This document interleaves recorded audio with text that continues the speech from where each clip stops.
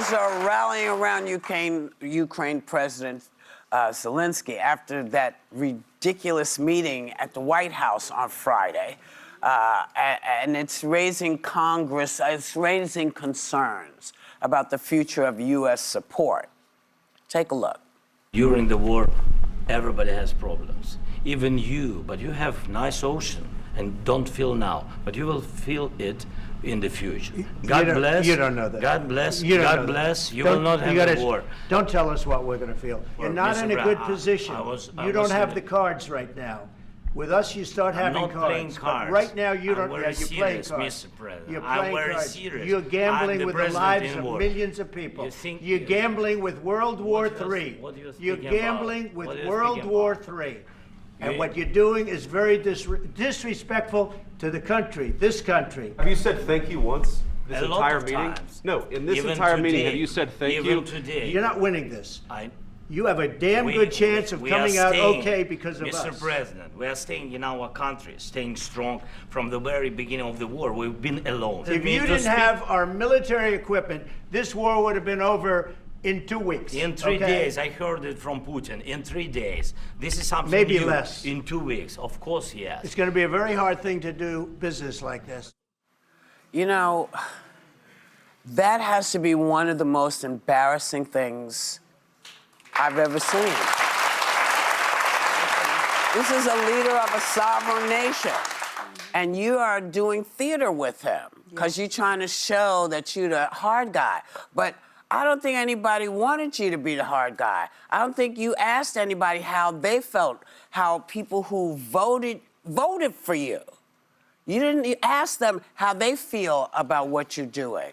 You didn't ask them if they want to be operatives of Putin's government. You haven't asked that. And I'm sorry, I do stand with you, Zelensky, because you've been fighting, your country's been fighting, and you've been doing it on your own, and you've been getting help, but I stand with y'all, because nobody should ever be able to come into your country and say, this is my country.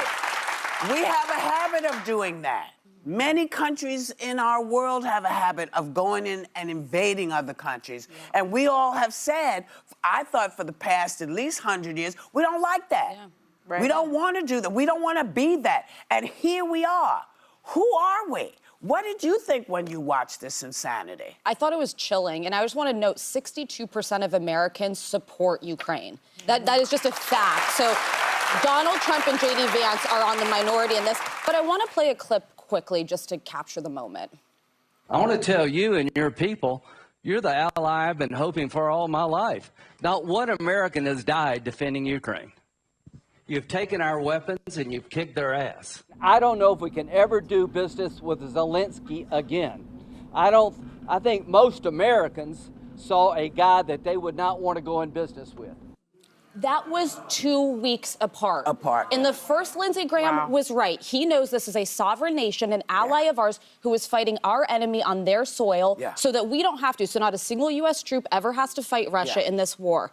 And he flips completely. And I will never understand in my bones, having been on Air Force One with Trump, having been to Mar-a-Lago, is all that worth it to sell out everything you believe in, to sell out all of your principles? His entire career has been standing by our allies and advocating for NATO support. If Trump pulls out of NATO, is Lindsey Graham going to be like, yeah, that's right, the most successful defense alliance in history? That's right, Donald Trump said so. Like, grow a backbone, people. This matters. First of all, I think this was all staged and this was all prepared.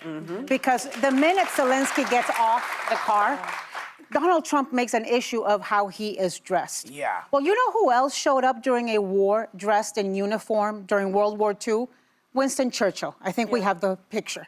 And nobody said anything. I think that is a red herring because, and I mean, you know what he's wearing? What he's wearing because he is representing people suffering, because he is representing a country at war, because over 100 hospitals have been destroyed, over 700 schools have been destroyed, over 100 churches have been destroyed, thousands and thousands and thousands of Ukrainian lives have been destroyed and lost. And for them to be picking on the way he was dressed was one of the worst, most embarrassing, horrifying, mortifying moments I've ever seen in the Oval Office. It was not Zelensky disrespecting the Oval Office. It was Donald Trump and his minions disrespecting the Oval Office. And I think this is all a justification, them trying to find justification so they can stop supporting Ukraine. Yes. Yeah. And they can get support from his followers for supporting Ukraine. And I just have to have a word for Lindsey Graham, who I've known for decades, for Marco Rubio, who I've known for 30 years. Qué pena, qué vergüenza me das, Marco. I am so embarrassed and ashamed. Marco has spent his entire life and career talking against tyranny, talking against Putin and his influence in Latin America. And to see him sell out his conviction and his principle and go do Donald Trump's bidding. Do you know that the issue they have apparently with Zelensky is that he didn't say thank you enough? Well, he has said thank you for 3 years. And by the way, he said thank you, and when he came, he thanked the American people when he spoke in front of our country. This stuff he sends out, I'm sorry. You know, I know we're supposed to, try not to upset anybody, but damn, man. Well, it was an embarrassment. I will say I agree with you, Anna. It was pre-planned because former ambassador to the UN, Susan Nations, said on MSNBC there is no question this was a setup. That a vice president generally does not speak in those moments without the Susan Rice without the approval and of the president. So President Trump knew that J.D. Vance was going to do that, and I think it really took a turn when Zelensky, with his bravery and with his courage, said to J.D. Vance, have you ever been to Ukraine? No. So he embarrassed the bully. And what happens when you embarrass a bully? They have a tantrum and they react that way. And they do. And I'll just end with this because I know we're out of time. Leader Jeffrey's statement, he said this: President Trump and his administration continue to embarrass America on the world stage. Today's White House meeting with the president of Ukraine was appalling and will only serve to further embolden Vladimir Putin, a brutal dictator. And that is the truth. They wanted to embolden Putin, and they did. Well, and here's the thing that everybody can do. If you support Ukraine, say it out loud. Say it out loud. I support Ukraine. Support Ukraine, Protesters, J.D. Vance was in Vermont skiing, and protesters showed up in the coldest weather telling him to go ski in Russia. Maybe stay there while you're at it. This is what's going to change the tide. Yes. It's us. Yes. We have to be vocal. Media outlets have to be vocal. Media outlets have to call it out. Even at threat of being sued, call out the truth. Call it out. Because if you don't, it looks like you're joining them.